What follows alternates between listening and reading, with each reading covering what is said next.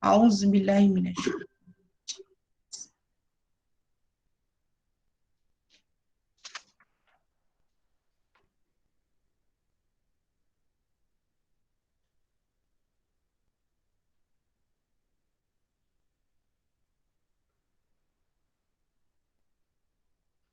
Amin, amin, amin ya Rabbal Alamin. Bersyukur kita kehadrat ilahi kerana dengan limpah kurnia dan indayahnya dapat kita berkumpul bersama-sama di alam maya untuk mengikuti program kita pada hari ini, iaitu Teknik Bengkel Teknik Menjawab SPM Pendidikan Islam tahun 2021, Anjuran Panitia Pendidikan Islam. Marilah sama-sama kita mengikhlaskan kehadiran kita dalam majlis ilmu ini demi kecemerlangan pendidikan dan kebaikan kita bersama. Semoga usaha kita ini akan diberkati oleh Allah Subhanahu Wa Taala. Baik. Sebelum kita memulakan majlis pada hari ini, sudi kiranya saya mengingatkan beberapa tata cara majlis kita pada pagi ini.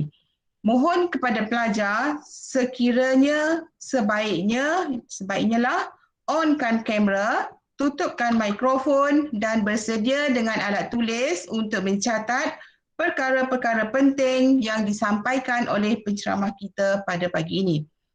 Baik, sedikit penerangan tentang atur cara majlis kita pada pagi ini. Kita akan mulakan dengan ucapan alwan daripada Puan GK Bidang Kemanusiaan. Kemudian kita akan teruskan dengan ceramah dan bengkel dan akhirnya kita akan adakan sedikit sesi soal jawab sekiranya ada apa-apa pertanyaan dan kemusykilan daripada anak-anak pelajar. Dan kita akan tutup majlis. Okey, baik. Sebelum kita bagi memulakan acara kita pada pagi ini, dengan segala hormatnya, majlis menjemput dan mempersilakan Puan Arni Suzila binti Nasam, Guru Kanan Bidang Kemanusiaan bagi memberikan sedikit ucapan. Dengan segala hormatnya, dipersilakan. Bismillahirrahmanirrahim. Assalamualaikum warahmatullahi taala wabarakatuh. Yang berusaha Puan Moderator, Puan Haja Wan Azia Abdul Kadir selaku Guru Pendidikan Agama Islam. Yang dihormati penceramah undangan Puan Ustazah Nuriatan Abdullah, Ustaz Muhammad Anwar Mak Saleh selaku Ketua Panitia untuk Mata Pelajaran Pendidikan Islam, barisan guru-guru serta putera-puteri SMK Hir Johari yang dikasihi sekalian. Bersyukur kehadrat ilahi kerana dengan limpah dan izinnya, maka satu projek ataupun satu program yang telah dirancang di bidang ataupun di bawah bidang kemanusiaan ini, di bawah mata pelajaran pendidikan Islam, telah meletakkan satu kebersediaan kepada kita semua sebagai pendidik dan juga anak-anak murid untuk menghadapi peperiksaan SPM yang akan ataupun yang bakal dilalui nanti untuk calon-calon SPM kita pada insya-Allah Mac 2022 nanti. Dan di sinilah dikatakan sebagai satu platform ataupun satu tapak untuk murid-murid meneroka ilmu, mendapatkan tips-tips yang akan dikongsikan oleh penceramah nanti, berkaitan dengan macam mana nak menangani ataupun macam mana nak mengendalikan soalan-soalan, nak mendapatkan tips-tips untuk mendapatkan jawapan-jawapan yang mampu untuk memberikan markah yang baik untuk kertas SPM nanti. Dan untuk itu, satu sesi ujian ilmu yang sentiasa perlu untuk dibugarkan, yang sentiasa untuk memberikan laluan kepada murid-murid semua untuk mendapatkan maklumat-maklumat tambahan, teknikal dalam mendapatkan markah. Itu penting sebenarnya dalam menjawab SPM ya. Kadang-kadang kita menjawab sahaja tapi kita lupa tentang teknikal. Ada beberapa perkara contohnya dalam pemarkahan dan sebagainya, dan di situlah sebenarnya dapat membantu kita untuk kita mendapat markah yang baik dan akhirnya kita mendapat satu keputusan SPM yang sangat-sangat memberikan satu orang kata buah tangan yang terindah setelah kita menjalani pembelajaran daripada tingkatan 1 sampailah tingkatan 5 nanti.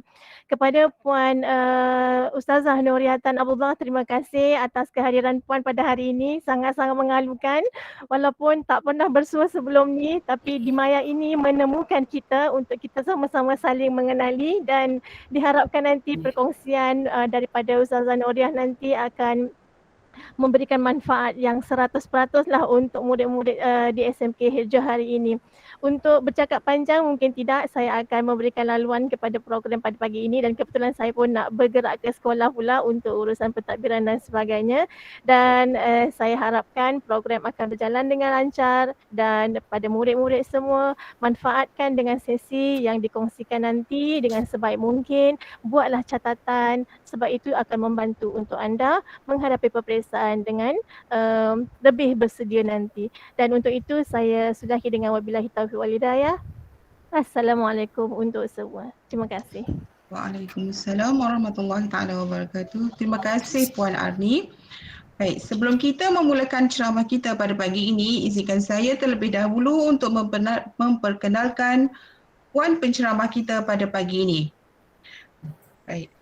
Ustazah Nuriyatan binti Abdullah, nama yang diberi, berkhidmat di SMK Seri Manjung, Perak, merupakan pemeriksa SPM Pendidikan Islam.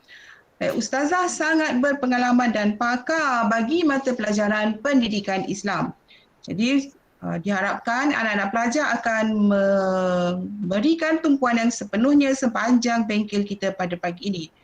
Ustazah merupakan penceramah teknik menjawab pendidikan Islam SPM, pembina modul intensif pendidikan Islam SPM, merupakan naib Johan peringkat antarabangsa Google Site Pendidikan Islam. Tahniah Ustazah. Merupakan pemenang pingat Platinum peringkat antarabangsa bagi inovasi aplikasi gamifikasi dalam pengajaran sirah pendidikan Islam yang dibina oleh murid untuk kegunaan murid, penceramah Smart Sharing USTP Manjung, Google Site dalam PDPC, Guru Ikon Sains Sosial dan Kemanusiaan 2020 sempena sambutan Hari Guru JPN Perak 2021, tempat yang ketiga. Ustazah merupakan seorang yang pakar dan banyak pengalaman dalam mata pelajaran pendidikan Islam. Baik, kalau nak disebutkan banyak lagi pencapaian yang telah dicapai oleh Ustazah Nuriyah, dan saya rasa hanya itu sahaja sebagai pengenalan untuk kita pada pagi ini. Dan untuk tidak melengahkan masa, dengan segala hormatnya dijemput Ustazah Nuriyatan untuk menyampaikan ceramah teknik menjawab kita pada pagi ini. Dengan segala hormatnya dipersilakan. Okay, terima kasih kepada moderator kita pada pagi ini, Ustazah Wan Aziah. Dan terima kasih juga kepada GK yang turut bersama dengan kita, KP dan asatizah semua. Dan yang paling penting iaitu pelajar-pelajar yang dikasihi. Terima kasih terlebih dahulu saya ucapkan kerana menjemput saya. Ini first time saya memberi teknik menjawab secara maya. Sebelum ni saya selalu berhadapan, kita selalu berhadapan memberi teknik menjawab. Tapi hari ini kita first time lah bagi saya lah bagi teknik menjawab ni. Dan sekolah menengah Johari ni saya pernah saya berhadapan dengan pelajar-pelajar ni, tapi dalam situasi yang lain. Kerana saya juga merupakan JU dakwah negeri, selalu pelajar-pelajar Johari ni kalau dia pergi camp kemantapan akidah ke ataupun sahsiah ke ataupun NKI dan sebagainya tersebut, antara pelajar-pelajar yang saya kagumi kerana mereka ni aktif. Jadi maybe juga ada pelajar-pelajar sini yang pernah masuk camp-camp sebelum-sebelum ni pada masa tingkatan 4 kan. Okey, kalau ada yang masuk tu maybe pernah tengok saya lah, hanya maybe dah lupa je. Okey, jadi sebelum tu saya nak kongsi dulu skrin ni.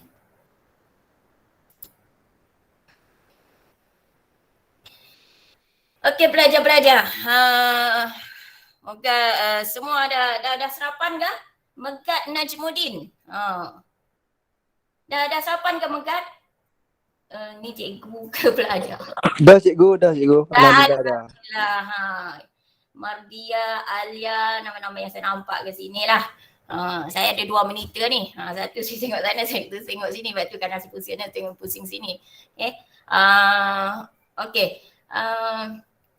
Siapa yang belum bersarapan tu, nak minum, bawa air depan laptop atau depan tu tak apa. Inilah kelebihan kita. Alam maya ni kan, kalau dekat sekolah mana boleh kita nak bawa makanan sambil belajar kita. Tapi kalau dah lapar tu minum je, tak apa ni Min. Okay? Depan ni sambil-sambil dengar kan, daripada kita tak dengar. Okay, kita masuk ke sini. Tajuk teknik ni Lahijah ni teknik sebelum ni. Okay, menjawab soalan SPM. Okay. First, apa-apa sekalipun pelajar-pelajar yang dikasihi, kita mesti letak satu matlamat dalam diri kita. Okay? Sebagai umat Islam, kan, kita ni nak lulus pelajaran pendidikan Islam ni dengan cemerlang. Itu adalah malang kalau kita pelajar pendidikan Islam, kita tak boleh menguasai pelajaran pendidikan Islam ini dengan sebaiknya. Padahal kalau orang non-Muslim tu, kalau mereka ambil pelajaran ni, saya rasa mereka pun boleh dapat A+. Bahkan kalau ada bekas-bekas pelajar saya yang mengambil tasawur umpamanya, boleh dapat A+. Pendidikan Islam ni merupakan mata pelajaran yang memberi peluang dan ruang untuk kita mendapat grade yang baik dalam kita punya peperiksaan SPM. Okay? Dan sebagai orang Muslim, kita bukan saja untuk dunia tapi adalah untuk akhirat. Maknanya di sini kita naklah beramal dengan ilmu-ilmu kita. Barulah kita mantap. Barulah kita ni menjadi insan Muslim yang baik, yang soleh dan solehah. Tapi kalau kita hanya sekadar cemerlang sahaja tapi kita tidak beramal dengannya, rugi besar pelajar-pelajar sekalian. Nanti jadi hilang ilmu itu tersebut. Okey. Jadi untuk persediaan, saya gariskan di sini, persediaan dalam diri kita, pertama kekuatan rohani. Kekuatan rohani ini bermakna kita hendaklah kita melaksanakan kefarduan, solat dan sebagainya kan. Solat untuk aurat, berakhlak mulia dan sebagainya. Itu kekuatan rohani kita. Okay? Kekuatan rohani inilah yang akan membentuk aura keimanan kita, yang akan mendorong kita untuk bersungguh-sungguh untuk menuntut ilmu. Andai kata kekuatan rohani kita itu lemah, maka sebab itu juga kita akan lemah. Kita punya semangat nak menuntut ilmu itu juga adalah agak kurang.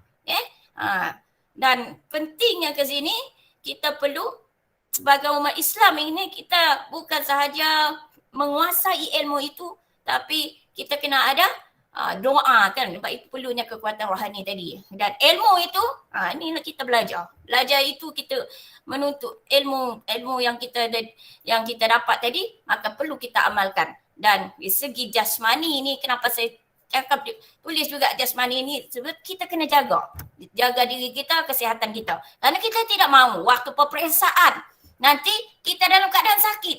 Sebab itu dalam waktu-waktu dekat nak periksa tu janganlah keluar malam. Janganlah. Kita khawatir nanti berlaku kemalangan dan sebagainya. Dan hampir tiap-tiap tahun ada saja pelajar yang mengambil peperiksaan SPM ni di hospital. Kan? Kita tak mahu. Bila kita sakit, dia akan menjadi faktor kepada kita menjawab peperiksaan itu kurang. Ke situ. Okey. Itu permulaan lah. Pelajar-pelajar, dalam kertas SPM KSSM ni ada 2 kertas. KBSM dulu pun 2 kertas juga, tapi berbeza. Dan bagi saya, KSSM ini memberi satu peluang besar untuk pelajar-pelajar mendapat A+ sebenarnya. Berbanding dengan KBSM. Sebab KBSM dia ada objektif. Objektif ni sebenarnya 50-50 kan. Maksudnya sama ada betul ataupun salah. Tapi kertas KSSM ini, dia ada satu kertas 2 tu sebenarnya kertas yang membantu pelajar-pelajar untuk target A plus tu. Kita nak A plus, kita tak nak A. Tak nak A tolak, tapi kita nak A plus. Okay? So, jadi kertas 2 tu sebenarnya satu peluang dan ruang kepada kita untuk mencapai A plus itu dengan lebih mudah. Okay? Jadi pada pagi ni saya mula dengan kata 2 dahulu. Rasional saya mula kata 2 ni sebab kata 2 inilah dulu yang kita akan hadapi. Berbanding dengan kata 1 kan. Kata 2 ni lebih mudah banding dengan kata 1 lah sebenarnya. Okay? Kata 2 inilah di mana pelajar-pelajar dari awal tahun dahulu sebenarnya kena begitu target kalau boleh dapatkan 20 markah ke sini. Okay? Jadi kita tengok apa dia kata 2 di sini. Pertama jenis instrumennya iaitu ujian tilawah. Ujian tilawah ni maknanya membaca. Baca dia. Susah mana dia kan. Kalau kita ni kurang dari sudut pembacaan tersebut, sebab itulah kita kena baca Al-Quran ni setiap hari agar kita membaca dengan lancar dan belajar membaca dengan bertajwid. Peluang ruang untuk mendapat 20 markah 15 hingga 20 ni sebenarnya terbuka besar. Terbuka besar kepada kita sebenarnya. Kemudian hafazan Al-Quran. Ini maybe sedikit payah bagi setengah-setengah individu. Tapi untuk menghafaz dengan baik, kalau menghafaz dengan baik ni pertama dia kena jaga mata, jangan jaga telinga lah. Kalau saya dulu kat Akademi Islam Nilam Puri, siapa maybe ada ustaz atau ustazah yang berasal yang belajar kat Nilam Puri bersama-sama saya ni, yang sama ada kenal tak kenal, okey. Dulu bi'ah sekolah dalam Nilam Puri tu tak boleh tengok TV, tak boleh dengar lagu. Tu semua nak jaga apa? Nak jaga kita punya hafalan kita, ilmu kita tersebut. Kerana benda-benda itu membuka ruang dan peluang kepada benda-benda yang lara, benda-benda yang sia-sia. Takut kita ni leka dengan benda yang sia-sia, ayat yang kita jaga tersebut akhirnya kita lupa. Okay. Kemudian nak hafaz Al-Quran ni, pelajar-pelajar, kalau rasa baca tersebut kita agak lambat, try baca dengan bergaya. Antara satu kaedah yang saya gunakan untuk pelajar-pelajar saya dalam kelas untuk menghafaz ayat hafazan ni sewaktu kelas bersemuka dahulu, iaitu kami membaca dengan gaya sekali. Saya kat depan tu dengan gaya, tanpa segan silu. Dengan pelajar-pelajar bergaya dengan cikgu. Kalau berkaitan dengan nadah tangan dan sebagainya tu, boleh antara kita punya kaedah-kaedah untuk cepat. Dan satu lagi iaitu ingat maksud-maksud dia. Itu lebih memudah kita kan, kita menghafaz dia kan. Okey. Dan bacaan hadis. Bacaan hadis ni pun memberi ruang dan peluang kita untuk mendapat markah yang banyak. Sama juga dengan ujian tilawah tadi. Jadi dalam kata 2 ni, ianya adalah subjektif, jenis item subjektif respon terhad. Dah ditentukan. Bukan ikut suka hati kita nak ayat ni tak.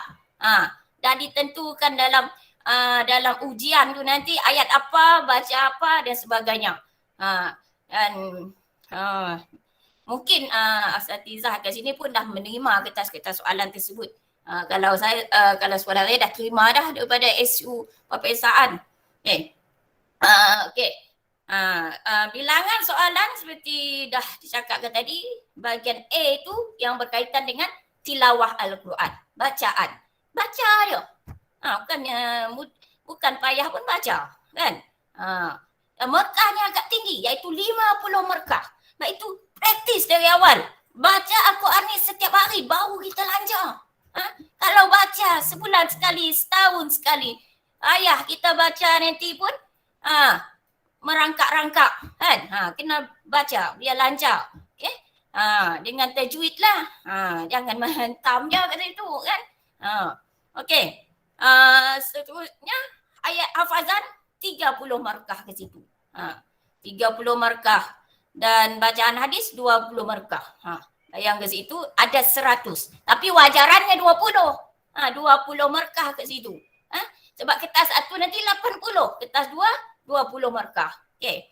Tempoh ujiannya antara awal perancangannya lembaga peperiksaan iaitu April hingga Jun. Sekarang kita ni dah sampai Oktober dah ni. Kan? Masih dalam situasi macam ni. Pembelajaran macam ni kan.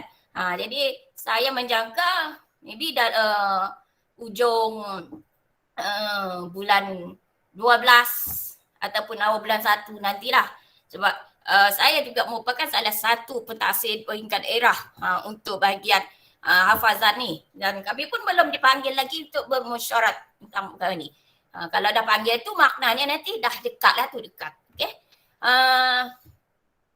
Kaedah penskoran secara holistik lah, secara umum. Dia ada kriteria dia ke situ. Nak dapat 15 hingga 20 tu macam mana? Dia ada ke situ. Jadi yang itu tak perlu saya rasa tak perlulah pelajar-pelajar mendalami benda tu. Yang perlu pelajar-pelajar dalami iaitu baca Al-Quran dengan lancar, bertajwid, hafazkan ayat Al-Quran tersebut dengan lancar. Gitu juga dengan hadis. Kena baca. Hadis ni kena baca kan? Baca selalu. Baca lancar. Kalau hadis ni, kalau tak selalu baca dia akan agak tersekat-sekat. Dia berbeza dengan ayat Al-Quran. Al-Quran kita baca sedap je kan. Okay. Kemudian aras kesukaran lebih rendah, sederhana, tinggi. 532 lah. Cakupan konteks, ayat bacaan, hafazan, hadis, ingatan, 4 dan 5. Konstruk yang nak diuji ke situ iaitu kemahiran membaca Al-Quran, kemahiran menghafaz Al-Quran, kemahiran membaca hadis. Okey. Ni. Ini di hadapan kita ni, inilah yang dipersoalkan. Tengok ayat bacaan tersebut. Kan banyak kan? Tapi ayat hafazan itu sedikit saja. Ayat hafazan sedikit saja. Dan ada ayat pendek. Dan ada ayat panjang lah.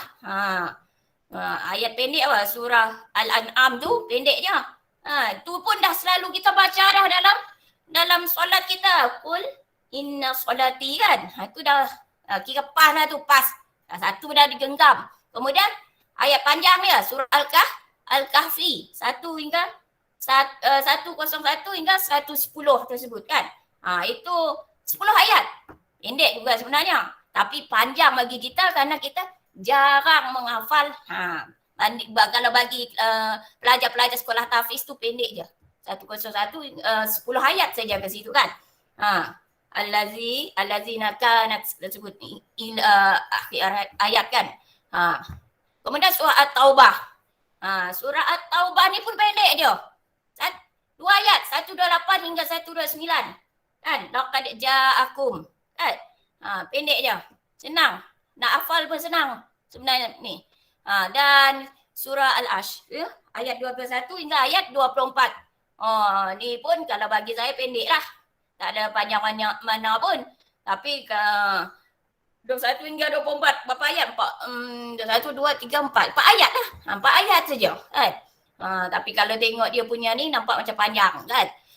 Lau anzalna kan. Kemudian ayat Mu'minun 1 hingga 11. 11 ayat. Qad aflahal mu'minun. Kan? Tapi ayat-ayat tersebut senang. Jenis ayat yang senang dihafal. Berbanding dengan ayat-ayat maybe yang dihafaz oleh sekolah-sekolah tahfiz lah kan. Kena hafal Al-Quran. Kita hanya hafaz ayat pendek-pendek saja.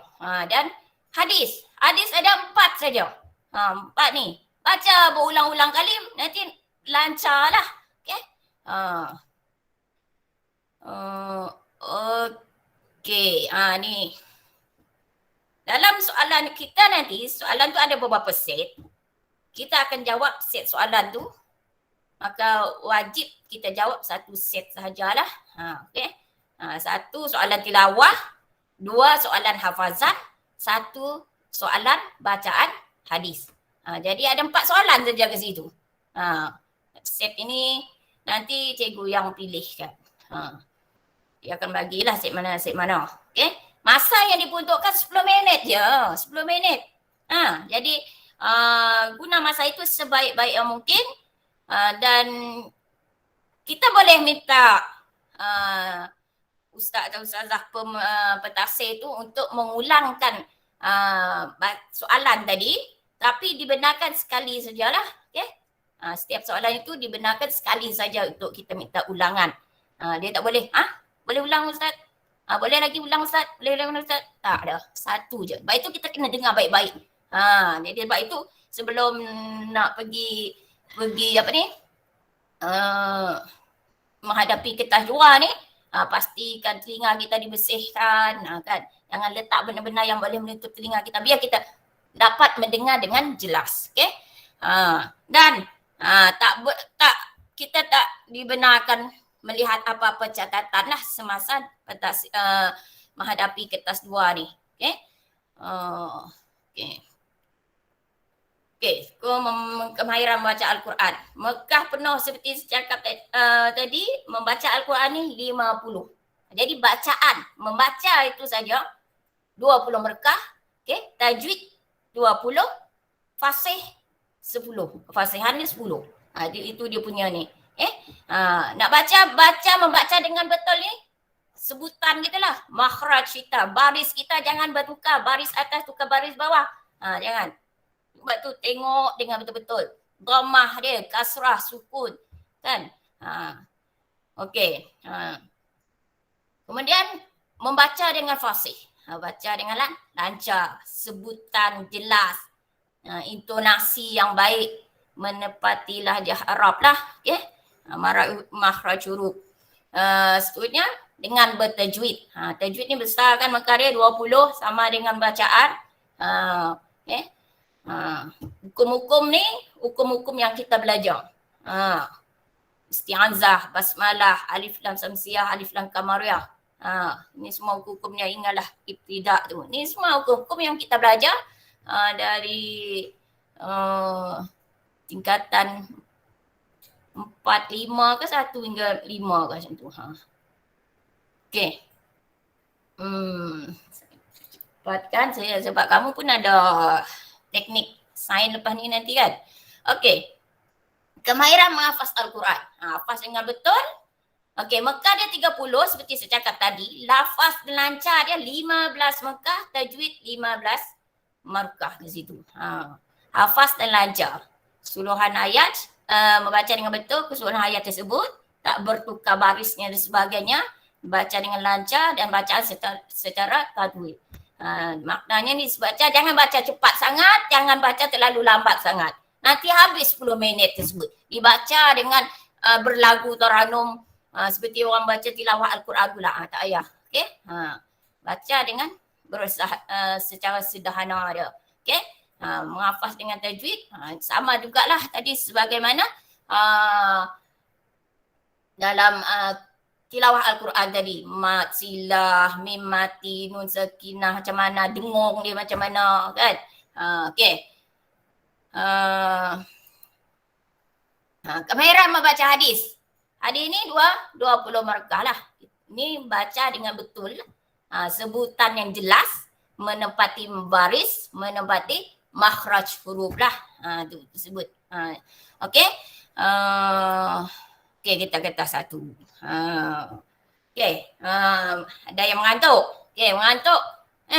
Tangan, kaki semua senam dulu. Okey, senam dulu. Kalau ada mengantuk, mata dia, mata buka, buka tutup macam tu. Senaman mata, okey. Sebelum kita bagi kita satu ni. Okey. Okey, setakat ni ada soalan? Belum kita pergi ke tahap itu.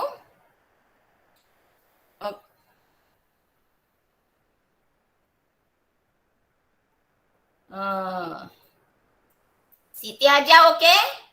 Boleh mengikuti? Ke saya cepat sangat ke? Macam mana? Alia Nurin, Megat, Nur Amirah. Okey, saya harap boleh mengikuti ya. Kalau mengantuk berdiri, okey. Habis tu duduk baliklah. Bersenam depan ni, depan laptop ataupun depan kita punya handphone tersebut. Okey. Okay, sekarang ni kita pergi kertas 1. Kertas 1 adalah ujian bertulis. Kalau dulu kertas 2 ujian bertulis juga. Kan? Kertas 1 ujian bertulis juga. Sekarang ni kertas 1 dia ujian bertulis. Kertas 2 bukan ujian bertulis untuk SSM. Okay, ujian bertulis ini jenis-jenis item dia ada yang respon terhad, ada yang respon terbuka dan subjektif berstruktur. Okay. Respon terhad ni dia minta berapa, contohnya berapa bilangan, antaranya minta berapa bilangan, diminta 2 dan dia lebih banyak pada soalan yang berkaitan dengan fakta. Respon terbuka ni banyak kepada soalan yang di mana mengundang berbagai-bagai jawapan. Dan subjektif berstruktur ni pula dia soalan yang berkaitan ini ilmu ni untuk lebih kepada pembuat soalan lah. Lebih kepada pembuat soalan, kita ni jawab. Okay? Berstruktur tu dia berkaitan dari soalan 1, soalan 2, soalan 3 berkaitan dengan apa yang dinyatakan kat situ. Okey. Bilangan soalan. Dia merangkumi ayat kefahaman. Keluar balik. Tadi dia kata 2 bacaan dengan hafazan. Tapi dalam kertas 1 berkaitan dengan ayat kefahaman, hadis dan tajwid. Okey. Iaitu lebih kurang 20 markah ke situ. Kemudian akidah, fiqh, sirah dan tamadun Islam, akhlak Islamiah. Semuanya 20 markah. Wajaran dia 80 markah. 80 aja kat sini. Kita punya target. Tapi dalam kertas tu nanti dia 100 lah, 1 markah. Macam mana pula jadi 80, padahal tadi ayat kefahaman, akidah, fiqh, sirah, akhlak ni 20, 100. Tapi nanti dia akan dibahagi kan. Dan akan didapatkan sebanyak 80 markah full dia lah. Tempoh jam dia 2 jam 30 minit. 2 jam 30 minit. Rasanya cukup masa untuk kita menjawab peperiksaan pendidikan Islam. Okey. Kaedah penskoran ada yang secara analitik, ada yang secara holistik lah. Okay. Analitik ni lebih terperinci. Holistik ni lebih umum lagi. Okay. Aras kesukaran sama juga dengan kertas 1 tadi. 5, 3, 2 lah. Rendah, sederhana, tinggi. Okay. Cakupan konteks berkaitan dengan standard kandungan dan standard pembelajaran dalam DSKP tingkatan 4 dan tingkatan 5. Maknanya berkaitan dengan buku teks kita. Rujukan utama kita buku teks kita. Okay. Rujukan sampingan tu buku-buku rujukan biasa tu. Okay. Jadi apa-apa pun, utamanya ayat-ayat yang berkaitan dengan pengertian, fakta ataupun dia punya syarat, rukun sebenarnya pegang di dalam buku teks kita.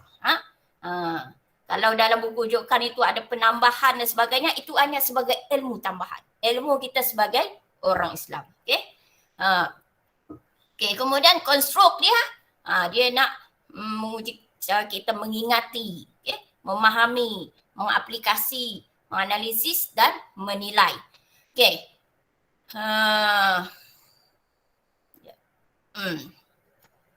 Ini yang saya cakap tadi lah. Jadi saya skip je lah ni. Sebab saya tak nak mengganggu masa selepas ni sebab kita mula pun lewat sedikit. Okay. Ini lebih kepada pembuat soalan lah. Ini pun sama.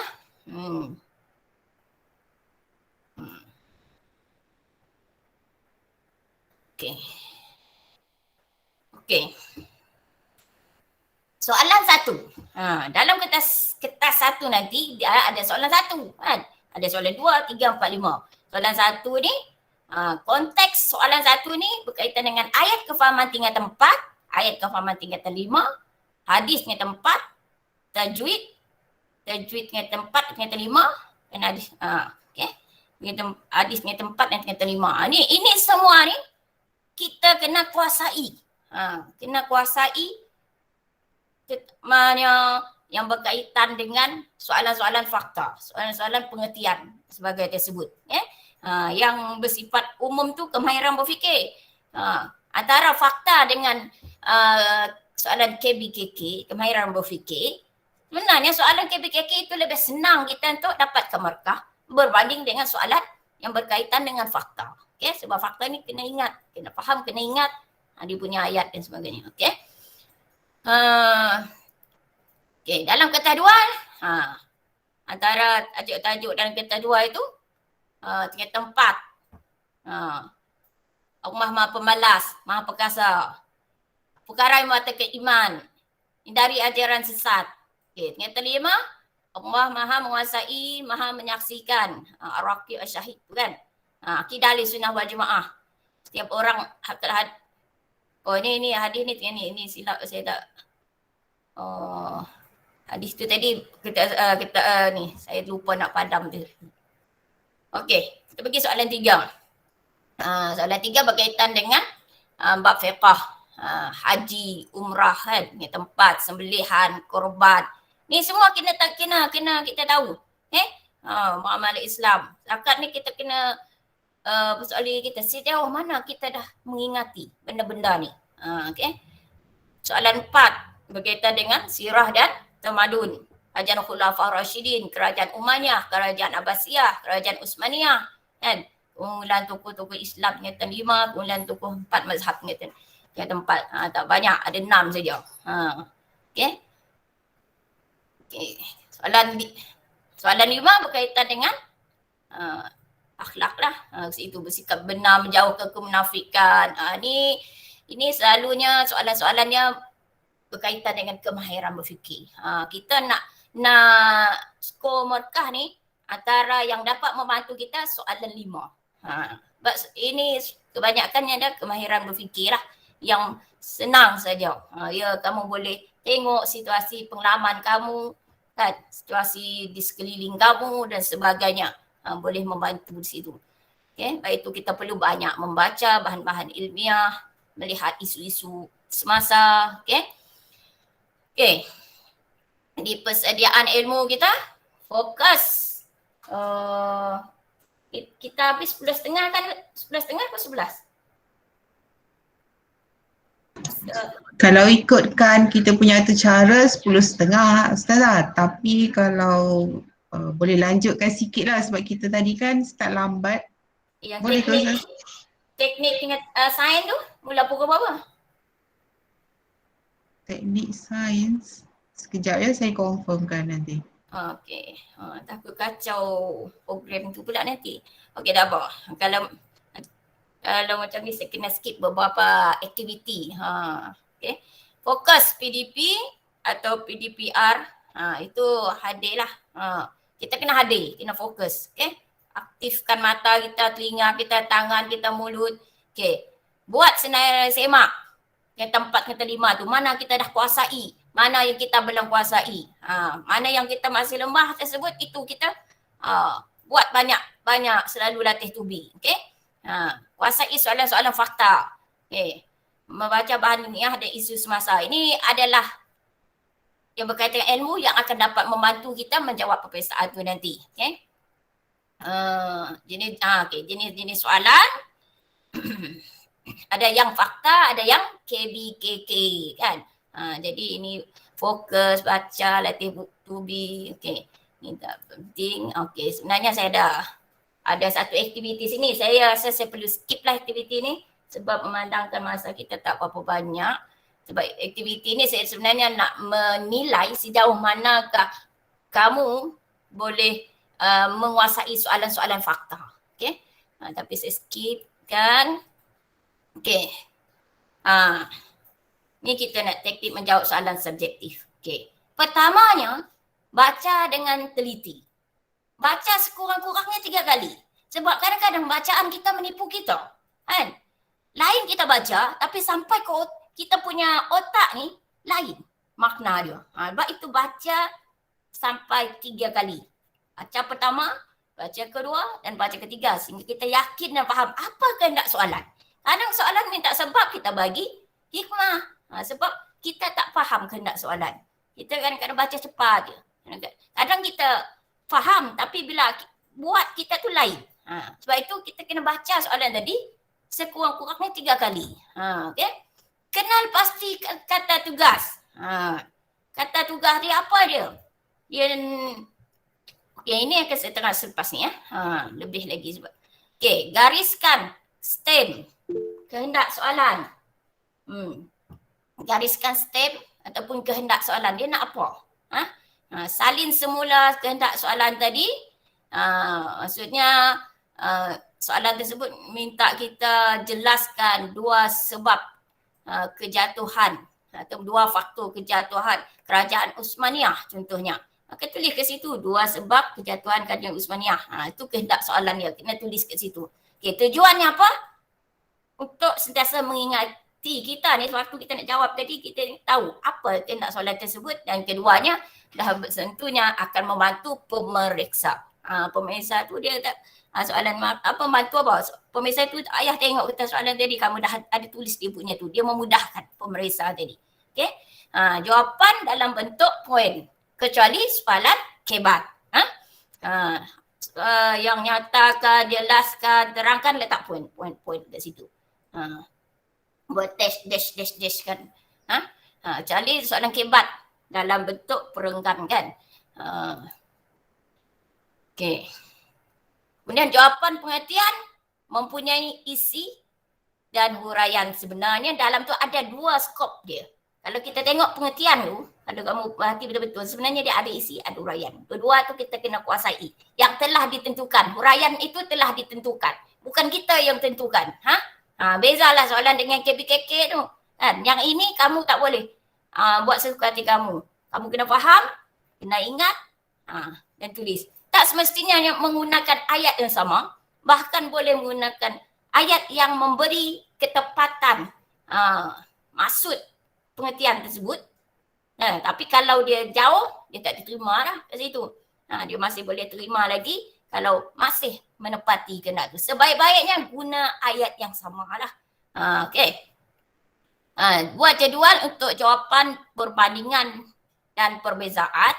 Dan buat satu jawapan lebih untuk soalan yang telah menetapkan jumlah jawapan. Ini adalah sebagai kita punya simpanan lah, simpanan punya jawapan. Kita khawatir soalan dia minta 2, kita bagi 3. Kan? Tak rugi kalau kita bersedekah. Bersedekah jawapan kan. Kita khawatir soalan 1 kurang tepat, soalan 2 tepat, soalan 3 tu tepat. Itu tujuan kita bagi 3 tu. Bagi lebih lah tu. Tapi jangan lebih banyak-banyak pula. Nanti lebih banyak-banyak habis masa. Ke situ saja. Okay? 1 cukup lah. Okay. Okay. Ini kata tugas ni tadi. Okay.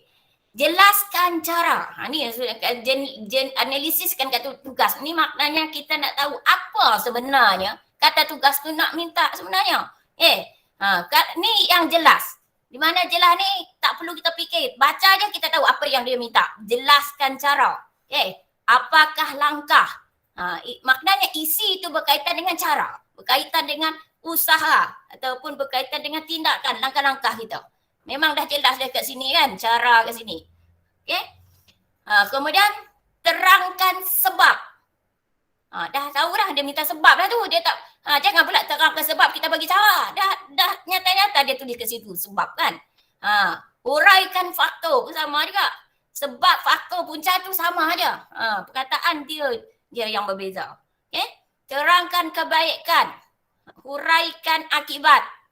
Ni pun benda yang jelas. Okay? Hikmah, kesan. Kalau kebaikan itu berkaitan dengan hikmah lah. Dengan kesan baik. Selalunya kita tengok dalam kertas soalan perbezaan, kalau dia minta hikmah, maknanya benda yang baik lah. Yang benda yang positif. Kalau berkaitan dengan benda yang tak baik tu, dia selalu menggunakan perkataan kesan lah. Kesan buruk.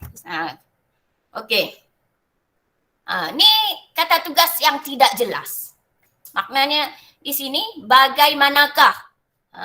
Bagaimanakah kita untuk meningkatkan prestasi akademik contohnya. Contoh soalan. Di situ kita tak, bagaimanakah tu, benda tu kamu kena fikir apa dia minta sebenarnya. Jadi perkataan bagaimanakah ini memberi maksud dia minta cara, dia minta usaha ataupun tindakan langkah-langkah. Maknanya situ kamu kena jawab cara-cara dia lah. Okey, kalau diguna mengapakah, kenapakah, yang itu dia minta faktor, sebab, punca.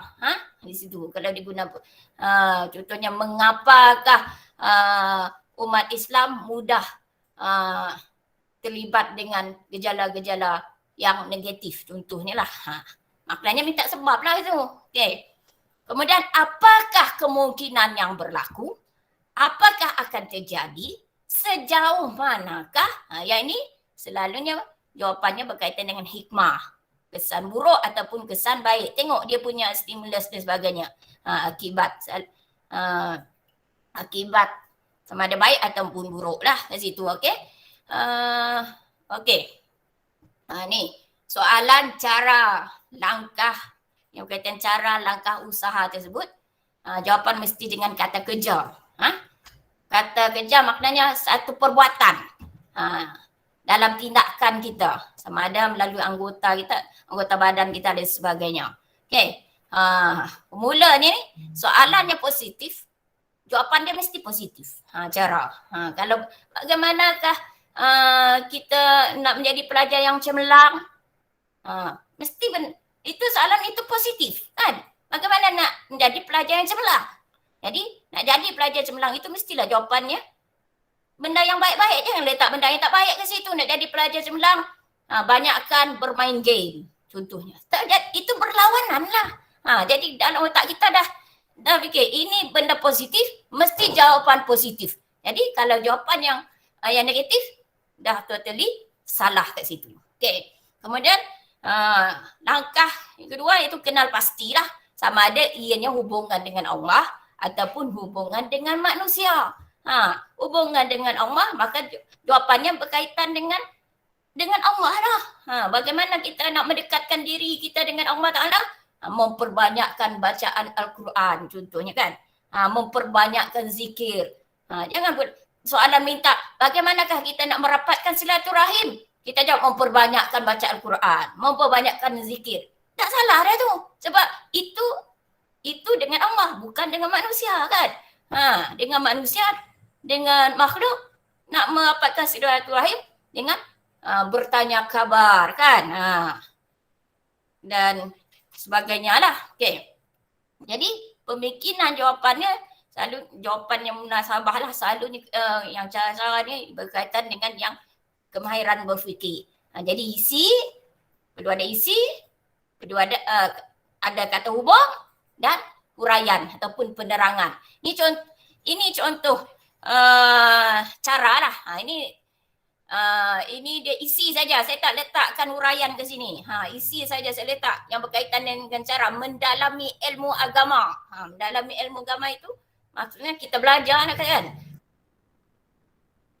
Ini benda-benda yang dah nampak menguatkuasakan undang-undang. Okey. Okey.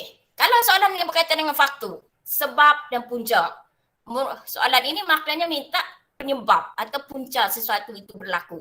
Jadi formulanya kalau soalan negatif, maka jawapannya negatif. Kalau soalan positif, maka jawapannya positif kan. Soalan kalau kita tengok soalan ni tadi, kenapa saya letak positif saja? Selalunya soalan pendidikan Islam, dia tak akan minta cara kita benda yang negatif. Bagaimanakah cara untuk menjadi perompak? Tak ada. Itu macam mengalakkan kita nak jadi perompak kan. Selalu soalan cara ni ataupun usaha ni mesti benda yang positif. Okay? Tapi di soalan faktor ni ada dua kemungkinan. Kalau sama ada negatif ataupun positif. Okay? Jadi soalan positif maka jawapan dia mesti positif. Kalau soalan negatif maka jawapan dia mesti negatif. Contohnya apakah faktor kejatuhan kerajaan Utsmaniyah? Maknanya jawapan dia mesti berkaitan benda-benda yang negatif. Jangan letak yang positif. Kalau dia tanya apakah faktor kegemilangan kerajaan Abbasiyah, barulah kita letak benda yang positif. Okay? Pemikiran jawapan dia isi plus dengan kata hubung dan plus dengan huraian. Ini Ini antara faktor ya. Faktor positif, okey, mempunyai ini contoh-contoh isi lah bagian isi. Mempunyai pengetahuan agama yang mendalam, mempunyai keimanan yang mantap. Okey. Kalau yang negatif tu kurangnya didikan agama, lemahnya iman. Okey.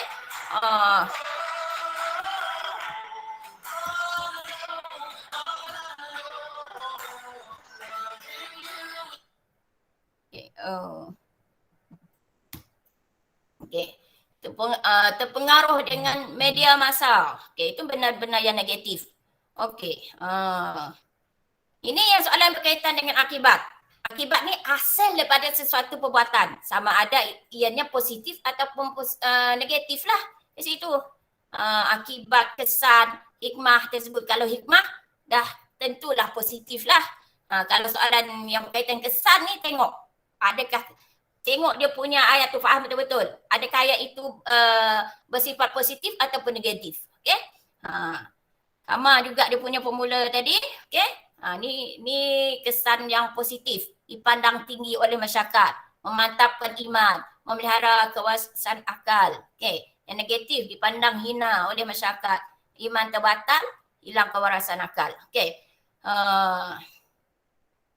Ni pun sebenarnya sekarang 10.03 minit. Saya pun terpaksa skip juga aktiviti ni.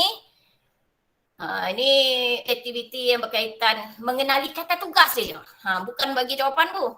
Kan? Kata tugas tu ni nak minta apa, ni nak minta apa tu. Sebenarnya walau bagaimanapun pelajar-pelajar boleh ni nanti buat selepas ni lah. Maksudnya selepas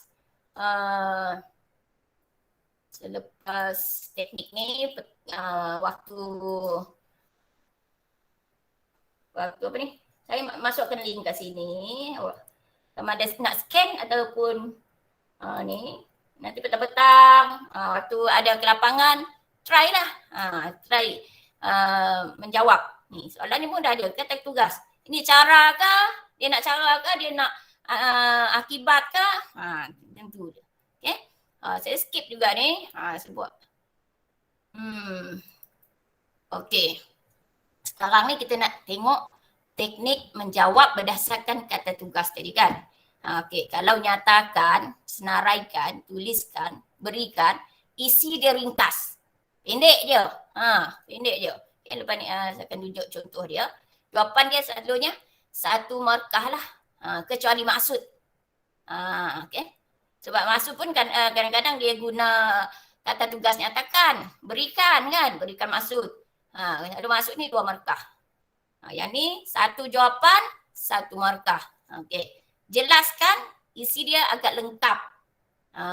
Maknanya situ tak timbul. Kita nak tahu lengkap tak lengkap, cuba soal kita balik.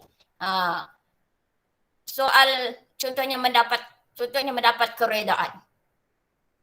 Boleh timbul soalan tak ke situ? Keredaan siapa? Keredaan siapa?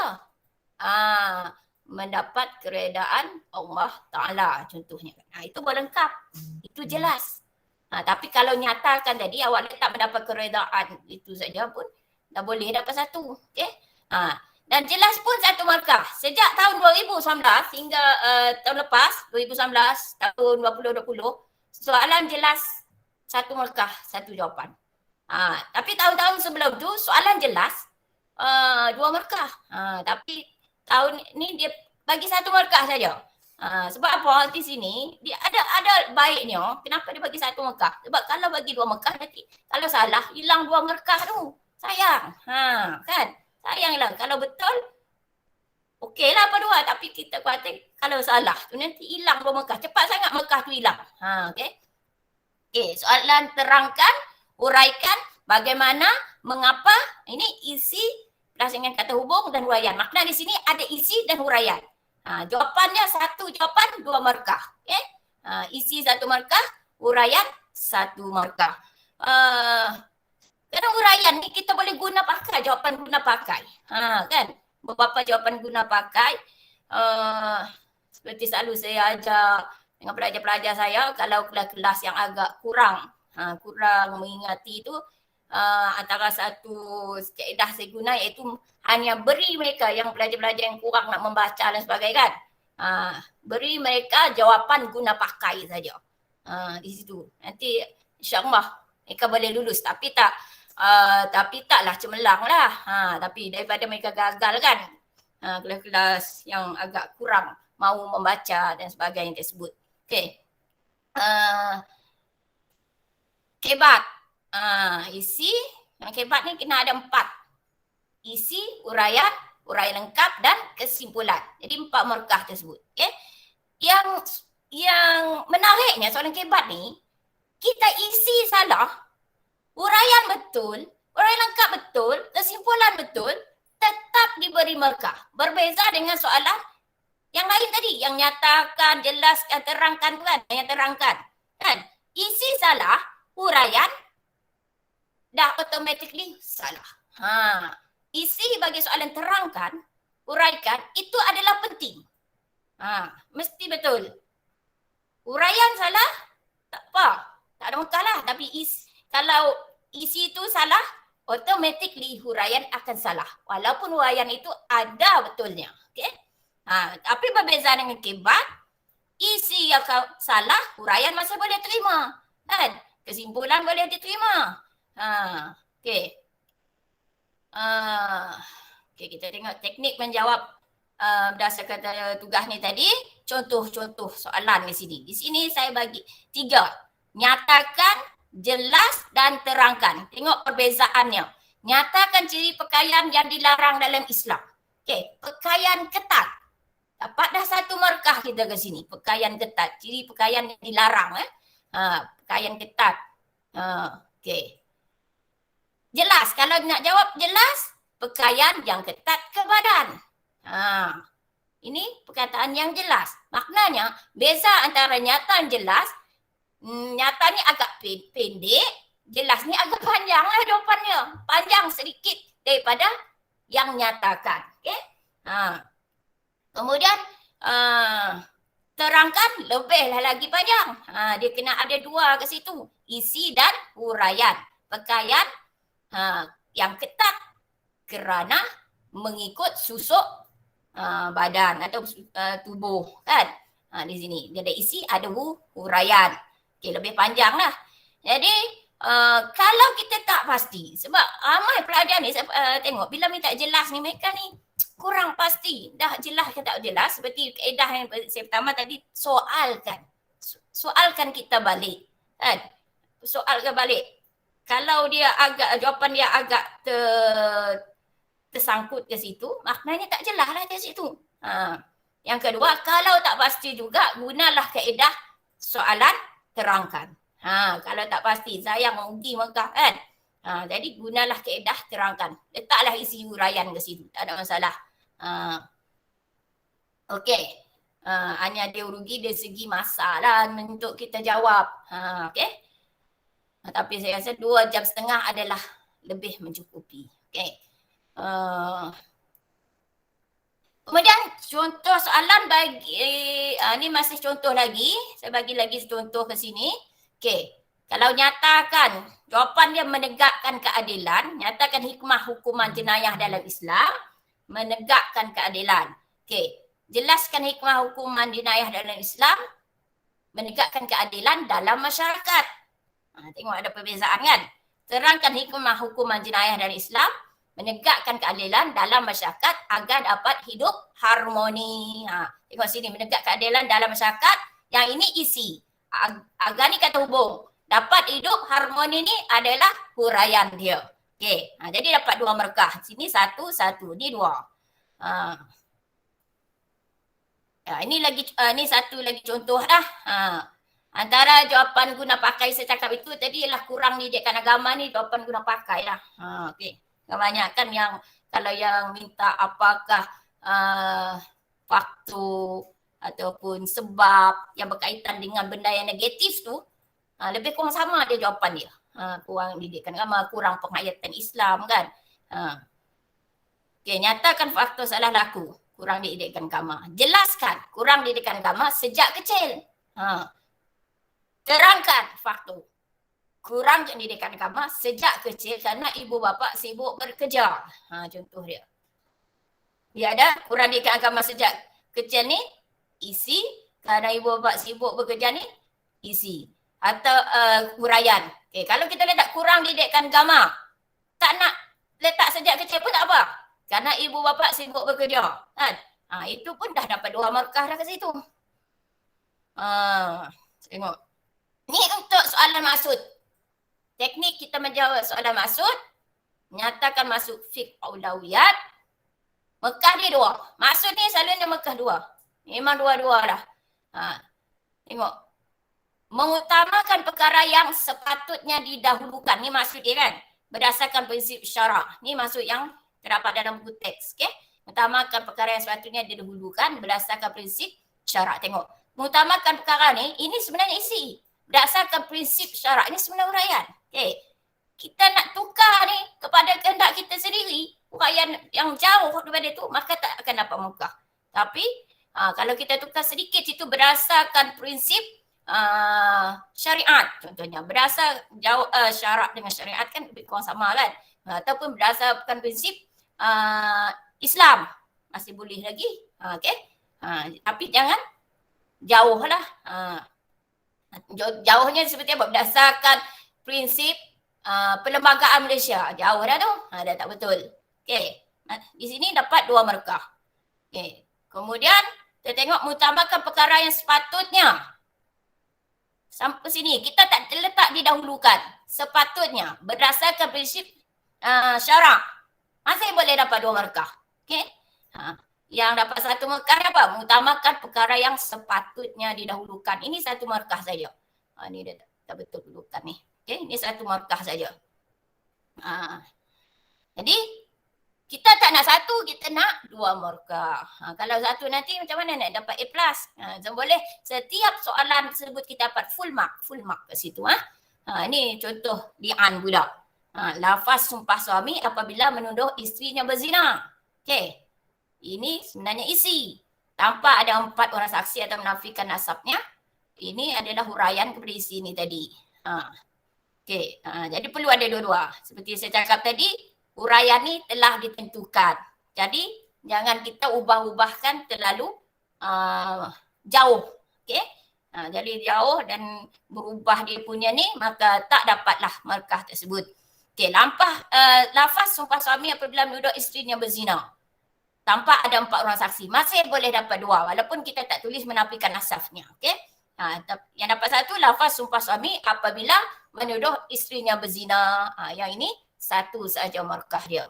Okey.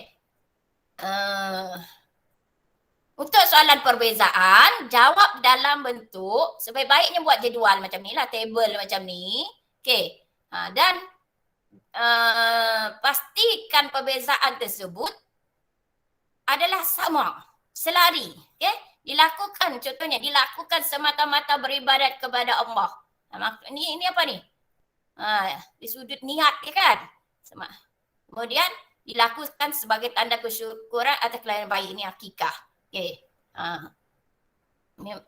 Dia punya, jadi kena selari lah. Jangan dilakukan semata-mata beribadat kepada Allah. Kemudian kita letak yang ni boleh dilakukan pada bila masa. Jadi tak selari. Maka yang pertama akan diberi markah 1. Yang kedua akan disalahkan lah.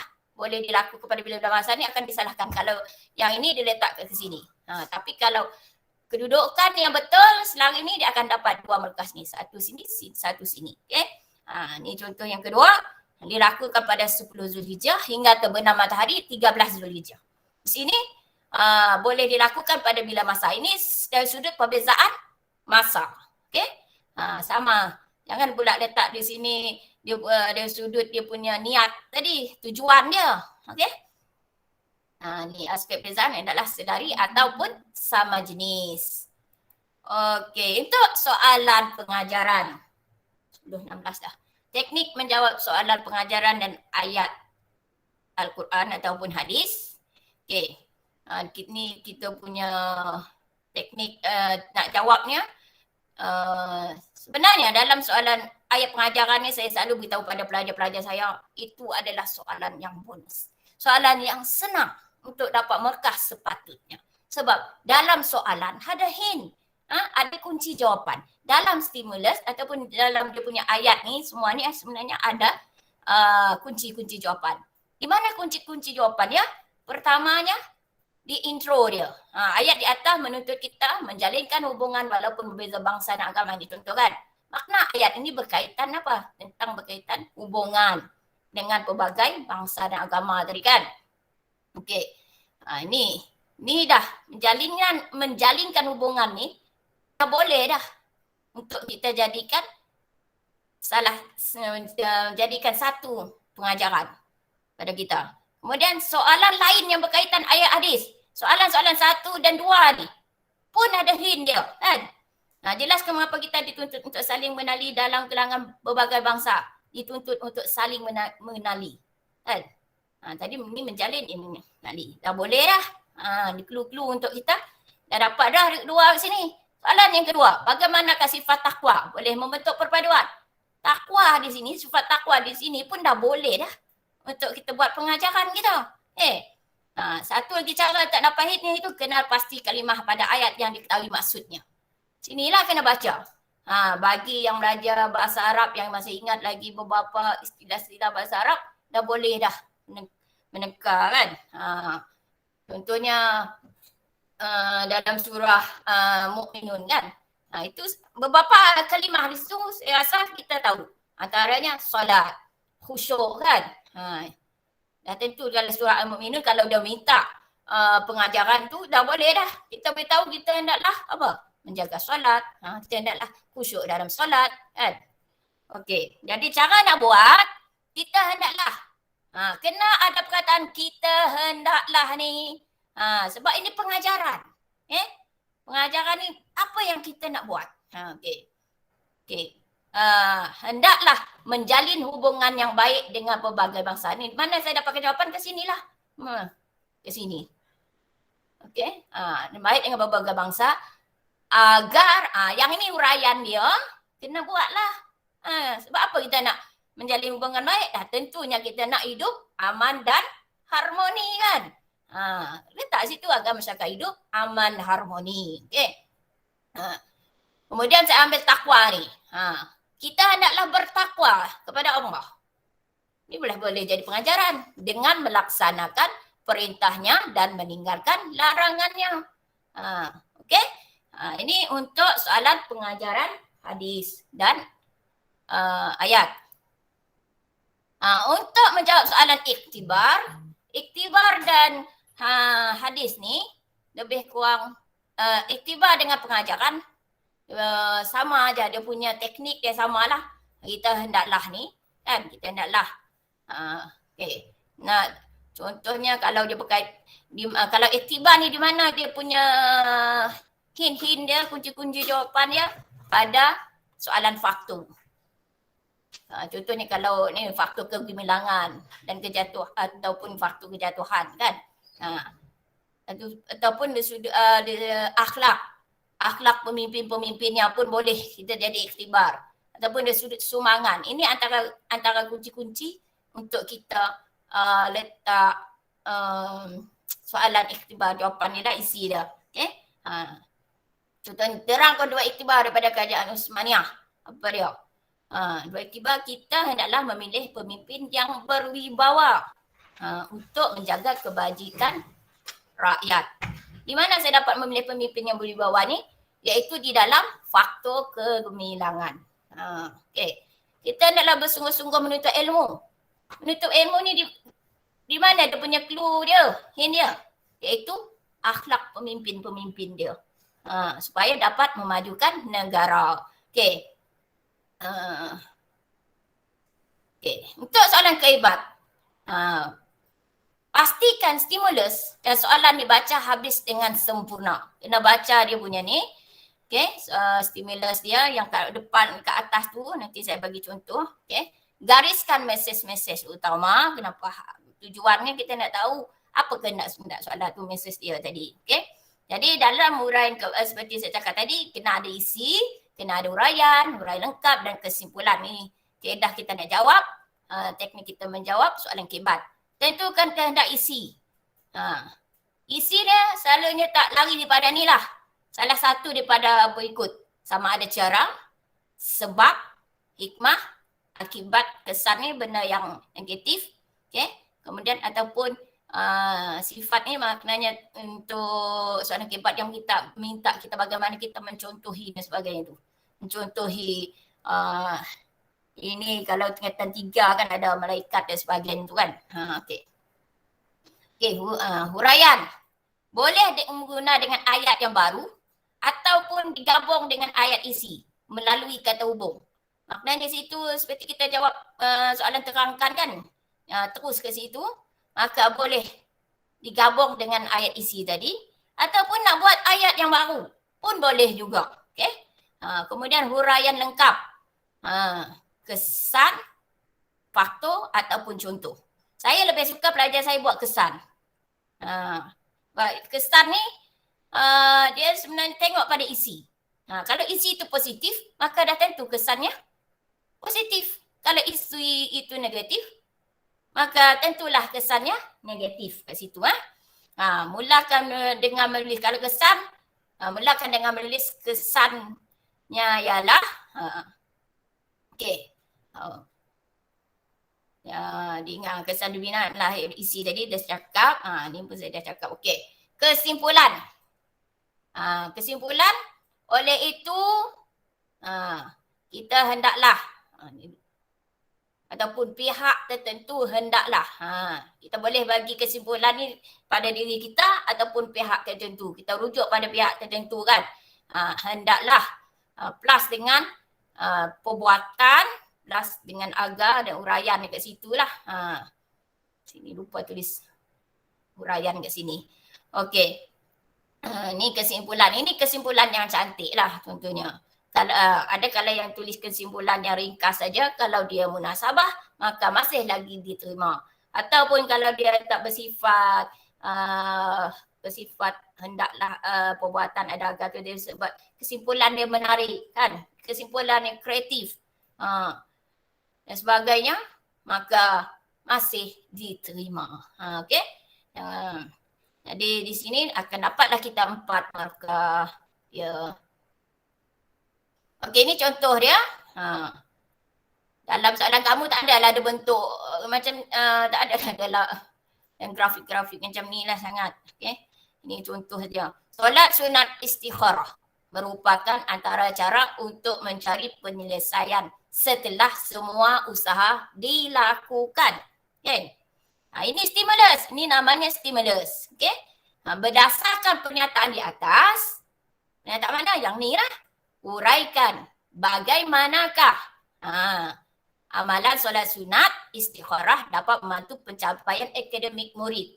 Rasa-rasa isi ni nak apa sebenarnya? Muhammad Naim. Muhammad Naim? Ya, saya. Isi ni nak apa ni Muhammad Naim? Ni cikgu ke pelajar ni? Isi nak apa ni? Bagaimanakah ni? Bagaimanakah?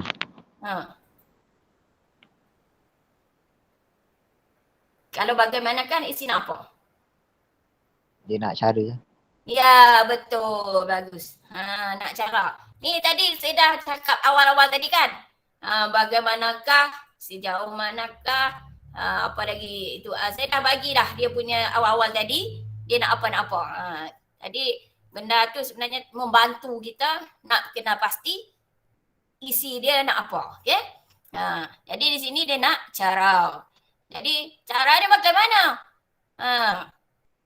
Dapat amalan solat sunat istikharah ni dapat membantu pencapaian akademik murid. Kena ni, kita kena garis ni. Kan? Membantu pencapaian akademik murid. Macam mana solat istikharah ni nak bantu? Okey, itu kita soal diri kita. Macam mana dia nak bantu kita? Okey, pergantungan yang tinggi kepada Allah dengan memohon petunjuk daripadanya. Sebab istikharah ni adalah solat di mana kita mohon petunjuk. Tunjuk apa? Nak pilih sesuatu tu kan. Antara dua. Antara dua kan, tiga kan. Nak pilih isteri nanti kan. Nak pilih masuk bidang apa lepas SPM nanti. Nak bidang sains ke, nak bidang ni ke, nak masuk universiti mana, UM ke, USM ke, luar negara ke, istikharah. Itu yang sebaiknya. Jangan ikut asal kita je. Kena tengok apa yang lebih baik untuk kita, iaitu jawapan daripada Allah Ta'ala. Okay? Dengan memohon petunjuk daripadanya akan mendorong murid belajar bersungguh-sungguh. Contohnya lah, kalau kamu solid istikharah, kamu nak ada wawasan lepas ni, kamu nak masuk, nak jadi doktor kan, jadi doktor. Jadi awal-awal lagi sebelum kamu pilih mesti tempat dahulu, nak masuk bidang apa, nak bidang sains ke, bidang selain pada sains tersebut, kan, akaun ke dan sebagainya. Maka waktu tu kita solat istikharah dahulu. Jadi bila apa yang Allah tunjuk kepada kita, minat kita bidang lukisan. Tapi Allah tunjuk pada kita ni sesuai dalam bidang sains. Maka ikut petunjuk Allah. Kan? Jangan ikut kita. Allah akan bimbing kita, akan tunjuk kita jalan yang sebaik, yang sesuai. Ada hikmah dia. Okay? Jadi ini bila mana kita dapat jawapan petunjuk Allah tadi, tentunya akan mendorong kita untuk belajar bersungguh-sungguh. Okay. Kesannya di mana? Inilah yang isi ni tadi, isi yang positif ni tadi akan memberi kesan yang positif lah. Kesannya murid memperolehi keputusan yang cemerlang dalam peperiksaan. Oleh itu, kita hendaklah memohon pertolongan. Ini dia punya kesimpulan. Oleh itu, kita hendaklah memohon pertolongan hanya kepada Allah agar terhindar daripada perbuatan syirik. Contohnya, perbuatan syirik apa? Kita pergi minta tolong dengan dukun. Nak faisal pergi minta dengan dukun. Dukun bagilah kita benang ikat ke pergelangan tangan kita. Itu dah perbuatan syirik dah tu. Okay. Okay. 10:28.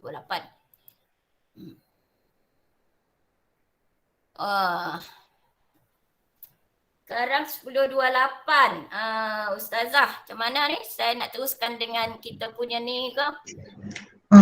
Teknik sains akan mula pukul 11 Puan.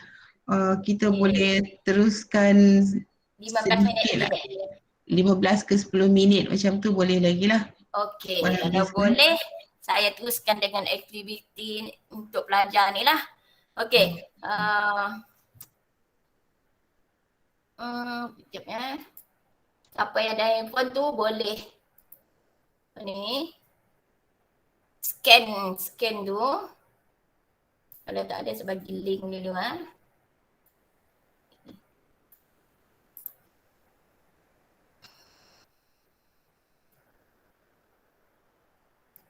Okey, saya dah masukkan link. Pelajar-pelajar boleh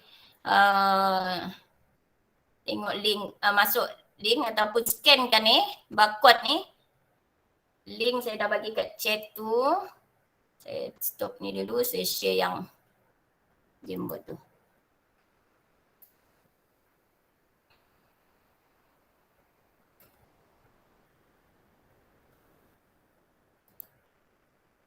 Okay, saya dah tengok ada 3 orang dah masuk dah ni.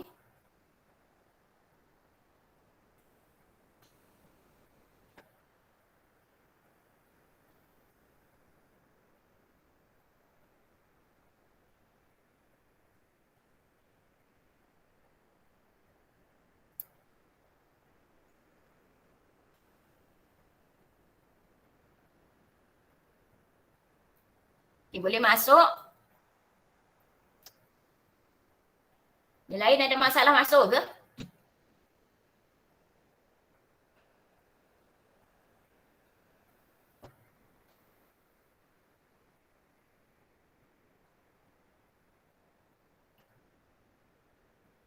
Okey, yang dah masuk ni, okey, try. Try buat ni. Ni di sini saya dah letak dah. Apa ni? Hint, kunci-kunci jawapan. Ni dalam peperiksaan sebenar tak ada dah letak kunci jawapan ni. Ini sebenarnya nak memudahkan kamu sebab kita ini belajar teknik kan, bukan nak menilai kamu. Nak belajar teknik saja. Okay? Di sini maka ada soalan, nyatakan, jelaskan, terangkan. Coba buat. Ambil salah satu daripada ni. Coba buat ni. Jiwa tenang ni dulu. Jiwa tenang. Jiwa tenang ni, pada Jamboard tu ada sticky note ni kan. Sticky note ni boleh buat ke sini. Boleh letak di jawapan di slide nombor 3 ni. Letak dalam slide nombor 3 ni. Buka ke situ, buka slide nombor 3. Bagi yang baru masuk ni, ni dia punya ni. Nampak kan?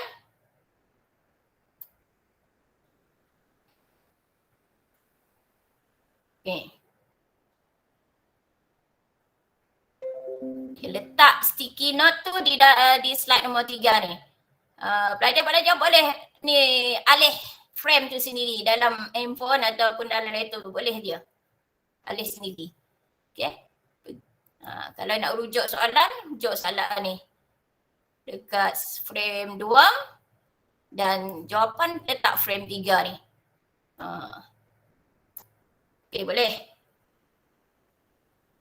Tulis. Pilih satu je. Pilih satu kunci soalan. Kemudian cuba buat contohnya jiwa tenang ni lah. Soalan ni nyatakan, soalan jelaskan, soalan terangkan. Bagaimana nak jawab? Nak tengok perbezaan jawapan ke sini.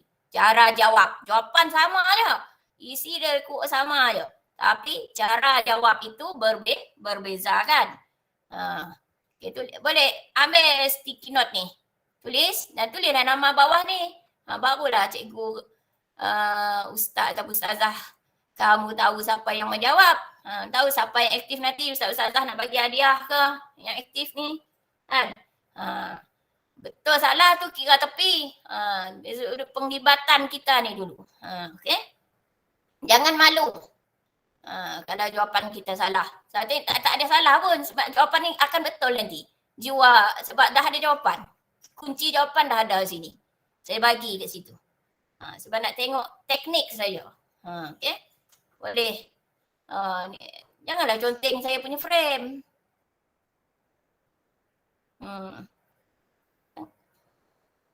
Frame saya janganlah conteng. Tulis sini, letak sticky note. Ambil sticky note dekat handphone. Kalau kat handphone tu kat bawah tu kan ada plus kalau. Ada plus kat situ, tekan plus tu nanti ada dia keluar sticky note tu. Kalau dekat laptop tak apalah, boleh ambil kat tepi ni. Okay.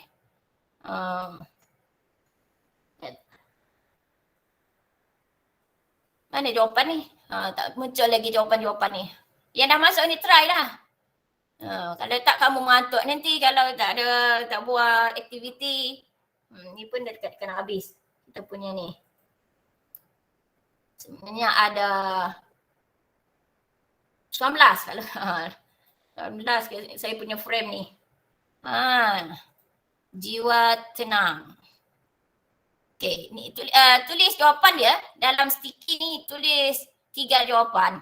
1 untuk nyata, tulis dia 1. 1 tu nyata maksudnya, 2 tu nanti untuk jelas, 3 untuk terangkan. Dalam sticky note yang sama ni. Lepas tu bawah sekali tulis nama. Okay. Nama ringkas pun tak apa. Contohnya Alia, tulis Alia. Okay. Senang saya nak panggil, nak beritahu.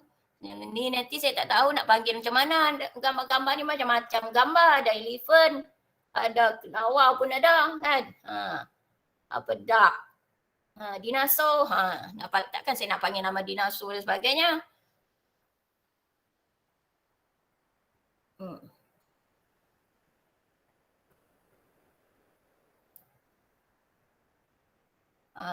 Jangan guna pen dia. Guna pen dia jadi macam ni nanti. Guna sticky note tu je.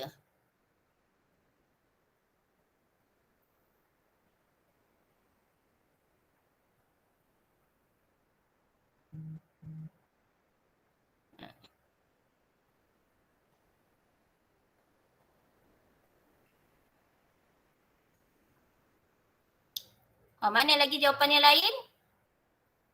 On the way ke? Oh, dia letak sini.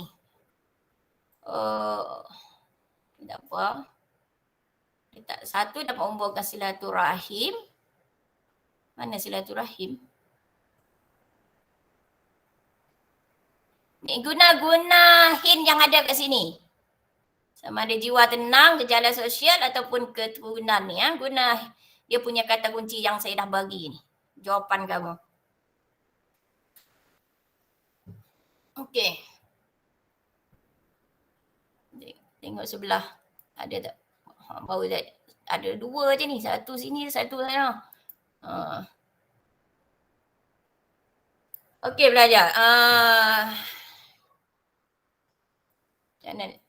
Lagi-lagi yang lain? Try jawab.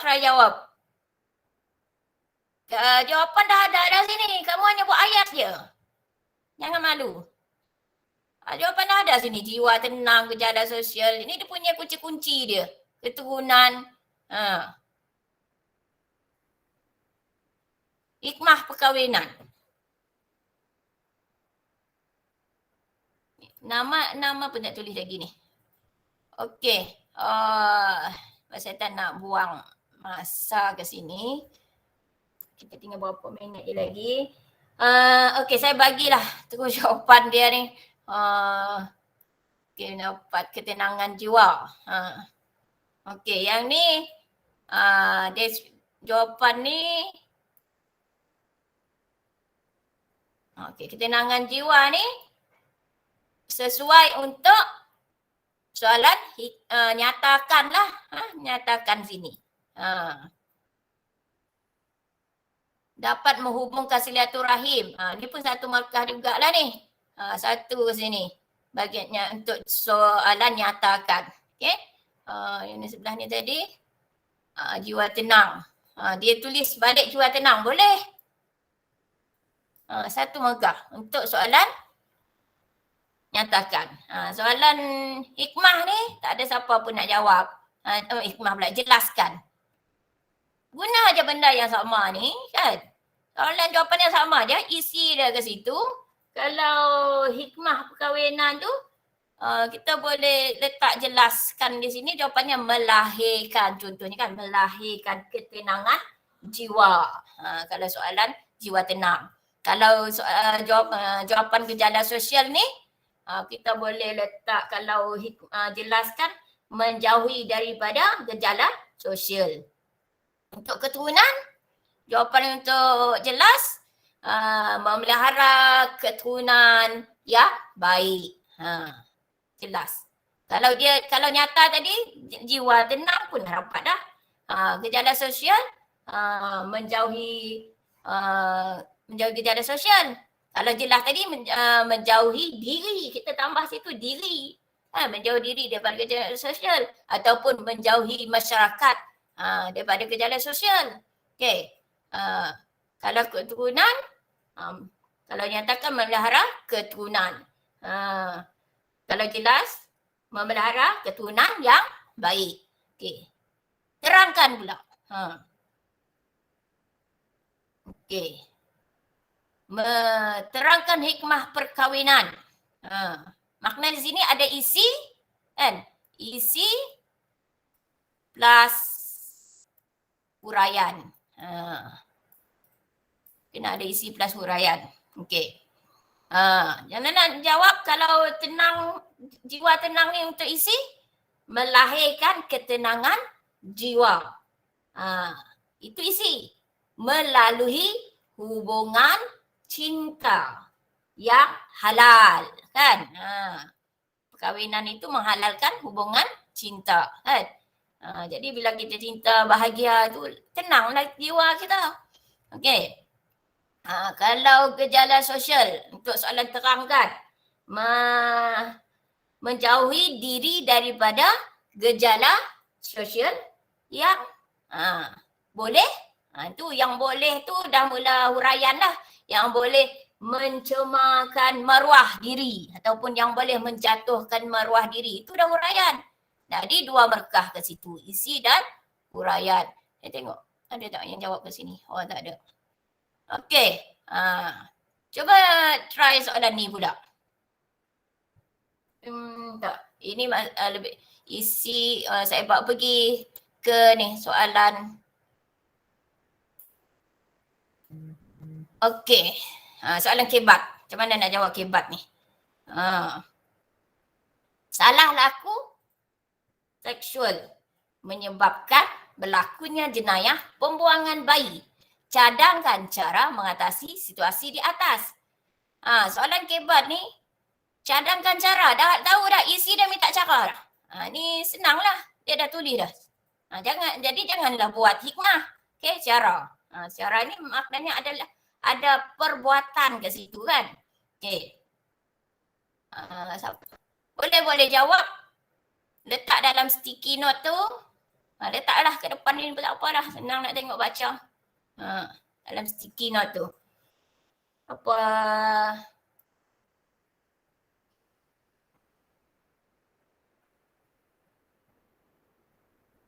Oh, tak biasa guna Jamboard. Oh, siap. Okey, tak apa. Saya nak guna Jamboard ni sebab senang lah kan. Pelajar-pelajar boleh terlibat sekali menulis sebenarnya ke sini.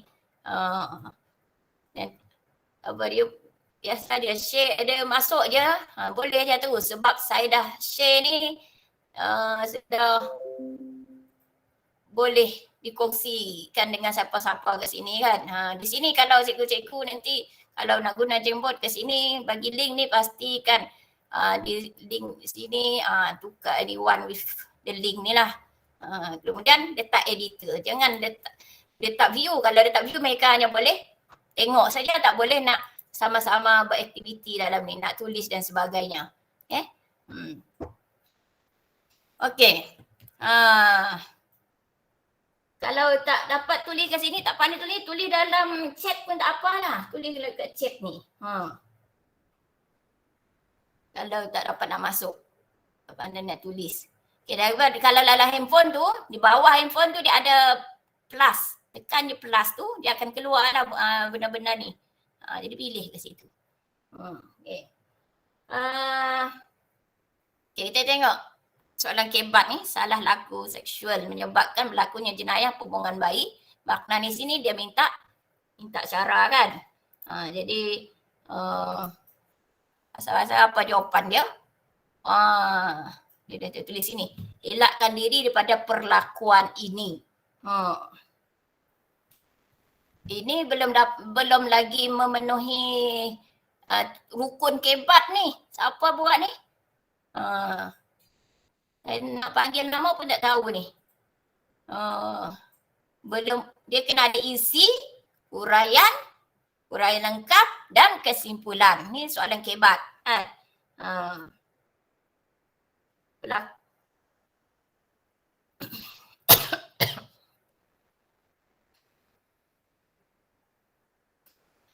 Kalau tengok jawapan kawan kamu ni kan, elakkan diri pada perlakuan ini. Perlakuan ini ni perlakuan apa? Di sini nanti uji makan perlakuan apa? Tak ditulis apa dia punya perlakuan.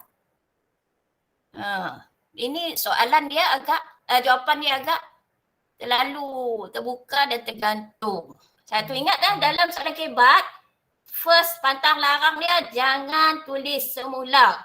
Kan? Tulis semula soalan ataupun stimulus itu secara mentah-mentah. Ayat dia sama je. Perkataan benar dia sama.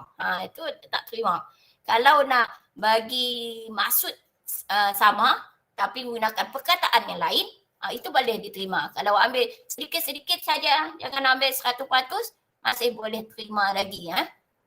Okey. Dia tak siapa yang jawab sini? Tak ada juga. Ustazah, maaf saya mencelah ya Ustazah. Kita agak kritikal dengan masa sekarang. Oh ya. Okey. Okey, saya bagi jawapan ni dahulu. Jadi semua pihak hendaklah ni cara untuk mengatasi situasi atas ialah dengan sentiasa berhati-hati ketika berada di luar rumah. Asalnya diri kita akan sentiasa terjaga daripada salah laku seksual. Biasa berhati-hati ketika luar rumah ni, dia terlalu umum sangat ni. Berhati-hati apa? Berhati-hati dalam raya ke? Macam tu. Kena soal diri kita.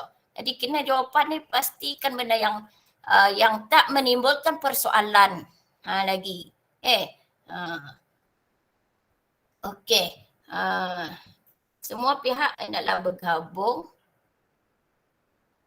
Tenaga memberi didikan agama kepada masyarakat melalui ceramah dan kempen bahaya pergaulan bebas. Kesannya masyarakat akan menjauhkan perbuatan zina yang mendorong kepada perbuatan pembuangan bayi. Oleh itu kita hendaklah menjadi bilangan Allah supaya hidup diredai Allah. Jadi saya rasa sampai ke sini saja. Sebenarnya ada beberapa teknik lagi saya nak ajar kamu. Tapi masa kita tidak mencukupi. Tapi dalam apa ni? So dalam kamu nak jawab kertas peperiksaan tu nanti pastikan ada tepi, ini teknikal lah, teknikal dalam menjawab tu. Saya tunjuk je sini. Ni. Lindas. Okey. Ni. Ni kertas kamu nanti di sini tulis sini. Tulis nombor soalan dengan jelas. Satu je. Tak payah tulis soalan. Nombor dia. Pastikan nombor 1 ni tulis. Jangan tulis A1 Roman ni je. Nombor 1 ni penting. Jadi pemeriksa tahu kamu menjawab soalan mana. Ni dia punya ni. Dan kosong sini, kosong sini. Jadi saya rasa sampai di situ saja. Sampai di sini saja kita punya belajar teknik menjawab ni. Jadi saya minta maaf kalau ada kekurangan dan sebagainya. Dan minta maaf tak dapat nak buat aktiviti-aktiviti yang saya dah sedia untuk kamu dengan kekangan masa yang ada. Okay, Assalamualaikum warahmatullahi wabarakatuh. Saya serah kembali kepada moderator pada ini, Ustazah Wan. Baik, terima kasih Ustazah di atas segala penerangan yang telah diberikan dengan begitu jelas dan begitu terperinci. Sekali lagi diingatkan agar pelajar dapat mengisi kehadiran pada link yang telah diberikan. Baik, Alhamdulillah kita telah dapat mendengar satu ceramah teknik membengkel menjawab pendidikan Islam SPM 2021 yang telah disampaikan oleh Ustazah dengan begitu jelas dan begitu banyak tips yang telah diberikan. Jutaan ucapan terima kasih daripada kami warga SMKH Johari di atas apa yang telah disampaikan dan semoga ianya dapat memberikan panduan dan manfaat yang amat berguna kepada semua anak-anak pelajar. Segala yang baik datangnya daripada Allah dan segala kekurangan adalah datang daripada kelemahan diri saya sendiri. Sepanjang masa mengendalikan majlis ini, saya mohon kemaafan sekiranya terdapat sebarang kesalahan, sebarang kekurangan.